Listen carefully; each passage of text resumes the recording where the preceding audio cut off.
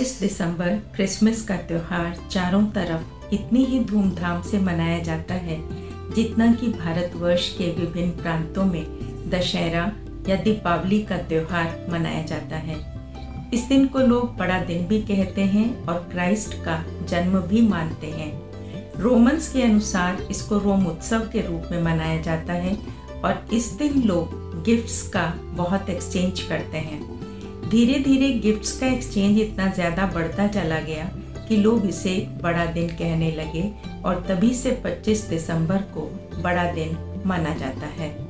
बड़ा दिन माना उमंग और उत्साह का दिन। भारतवर्ष में भी कई दिन ऐसे आते हैं जिनको हम बड़े दिन के रूप से मनाते हैं।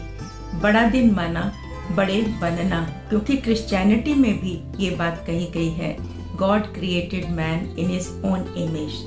हर दिन हमारा बड़ा दिन हो सकता है, लेकिन उसके लिए आवश्यक है कि हम अपने दिल को बड़ा बनाएं। बड़े दिल को बनाने के लिए हमें इस बात की ज़रूरत है कि हम अपनी शुभ भावनाओं का एक्सचेंज करें, क्योंकि जब हमारा बड़ा दिल हो जाता है तो हम एक दूसरे के साथ शुभ भावनाओं का एक्सचेंज आसानी से कर सकते हैं।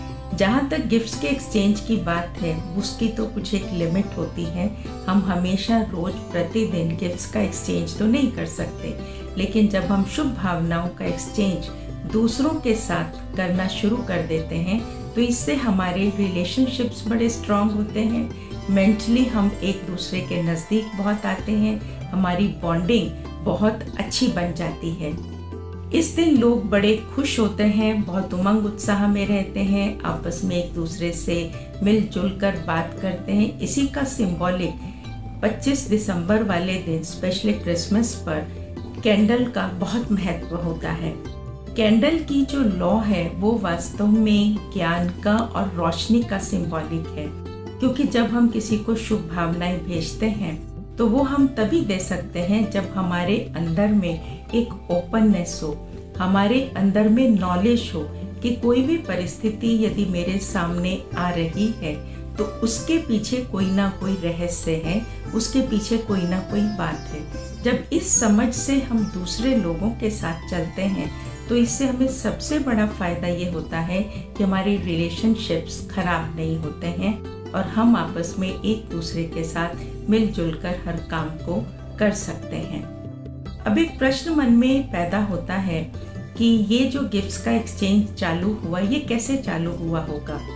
समझ ये कहती है कि जब व्यक्ति अपने अंदर से भरा हुआ था, माना उसके जीवन के अंदर हिम्मत, उमंग, खुशी, उत्साह था, तो वो अपने जीवन से, अपने लाइफस्टाइल से दूसरों को शुभ भावनाएं भेजता था।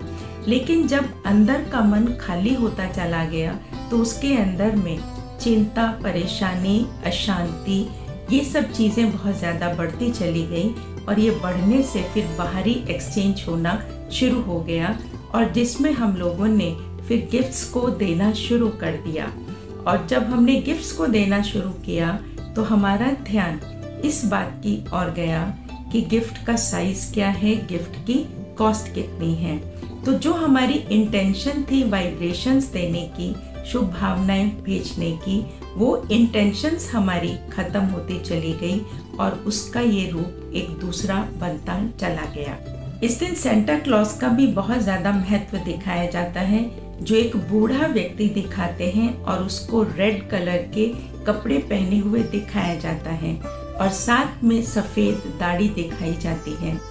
तो जब हमारे भीतर की शक्ति खत्म हो जाती है और हमारे बुरे दिन शुरू हो जाते हैं तो हमें बुरे दिनों को भले दिन अर्थात बड़े दिनों में परिवर्तन करने की शक्ति कौन दे सकता है।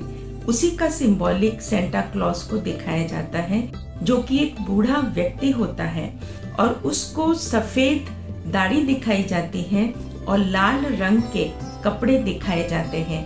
ये वास्तव में देखा जाए तो एडम का ही सिंबॉलिक है और क्रिश्चियनिटी में एडम को बहुत महत्व दिया गया है और ये बात मानी गई है कि जब एडम ने इस कलयुगी दुनिया का फल चखा था तो वह नीचे गिर गया था। माना इसका कहने का भाव ये है कि जब इस सृष्टि के ऊपर बहुत ज़्यादा डार्कनेस अर्थात गिरावट आ जाती है तो ऐसे समय पर वह निराकार ज्योति बिंदु परमात्मा जिसको सभी ने सोर्स ऑफ एनर्जी माना है, इवन क्राइस्ट ने भी कहा है गॉड इज लाइट। तो वो परमपिता परमात्मा इस सृष्टि पर आकर आत्माओं को डिविनाइज करते हैं, और डिविनाइज करने की वजह से वो आत्माएं जो हैं श्रेष्ठ बन जाती हैं, दिव्य बन जाती हैं, और उनके मन और बुद्धि के अंदर एक बहुत गहरा परिवर्तन आता है।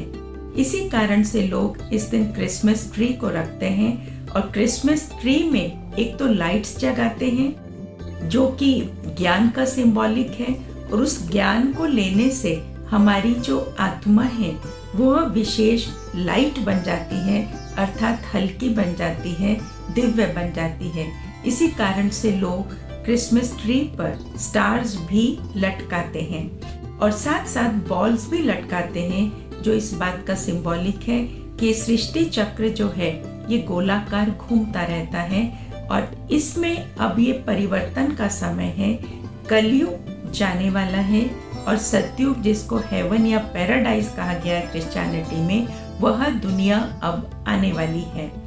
तो इसलिए परमात्मा का ये संदेश है कि बच्चे तुम अपने जीवन को अब डिविनाइज करो, और डिविनाइज हम कर सकते हैं ज्ञान और योग की शक्ति के द्वारा। इस दिन लोग जो है तभी आपस में चॉकलेट्स, जो सेंटा क्लॉज आता है वो रात के 12 बजे आता है, और वो चॉकलेट्स दे करके सबको जाता है, जो कि स्वीट वर्ल्ड पैराडाइज जिसमें आकर के परमात्मा हमको भेजते हैं उसका सिंबॉलिक है।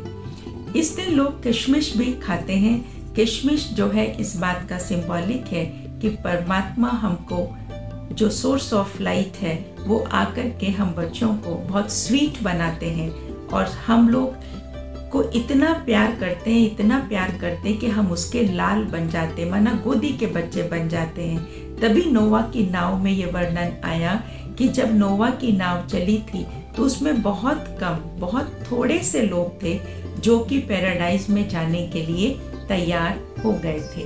इस दिन एंजल्स का भी बहुत महत्व होता है। एंजल भी लाइटनेस का सिंबॉलिक है और दूरदर्शिता का सिंबॉलिक है। जब हम अपने जीवन में ज्ञान और योग की धारणा करते हैं तो उससे हमारे जीवन के अंदर लाइटनेस भी आती है, और साथ साथ हम लोग दूरंदेशी भी, फोरसाइटेड भी बन जाते हैं। तो इस प्रकार से ये त्योहार जो है एक बहुत ही इम्पोर्टेंट त्योहार है, और ये पूरे विश्व का त्योहार है। तो इसलिए अगर हम अपने जीवन को बहुत श्रेष्ठ और उन्नत बनाना चाहते हैं तो उसके लिए हमें 2 शिफ्ट लाने की ज़रूरत है। सबसे पहली शिफ्ट, जब हम सुबह में उठते हैं तो अपने आप को एक संकल्प दें कि मैं एक ज्योति स्वरूप आत्मा हूँ, और दूसरा संकल्प दें कि मैं उस ज्योति स्वरूप परमात्मा पिता की संतान हूँ। तो जब हम ये सारा दिन भर में कम से कम 5 बार ये संकल्प दोहराएंगे तो इससे हमारे अंदर में डिविनिटी का सृजन होगा, और उस डिविनिटी के सृजन से हमारा जो जीवन है वो खुशहाल बन जाएगा। तो ऐसे क्रिसमस की आप सभी को बहुत बहुत हार्दिक शुभकामनाएं। ओम शांति।